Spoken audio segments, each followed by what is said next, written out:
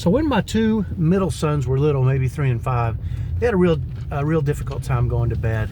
Probably not unlike most little kids of that age, little boys. But anyway, one of the things that really helped them was a book I found called the Going to Bed book, and I would read them the same book every night. I would try to switch it up, but they weren't having it. They loved the Going to Bed book, and it started by saying, the sun has set not long ago, now everybody goes below to take a bath in one big tub with soap all over, scrub, scrub, scrub. And I could go on and on and on, but you can tell I read it so many friggin' times that I know the words in detail.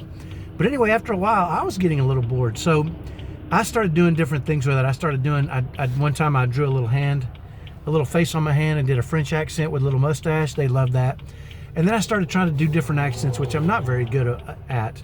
But one of the funniest things that ever happened is I decided to do a really deep Southern goofball accent. So I said, the sun has set not long ago, now everybody goes below. And they just, as I looked at them and I did this, they were stunned.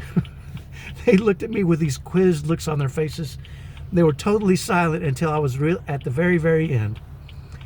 And I looked at them and they looked at me, and one of them said, doofus.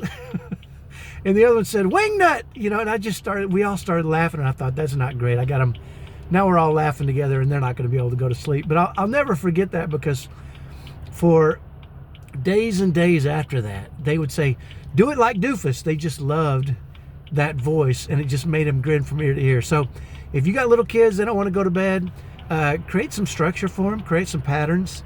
It's called the Going to Bed book if you want to do that one. It's pretty short, and it doesn't take long before I didn't even have to look at the book anymore, because I knew every word in it, and I still know what 20 years later, I still know the words.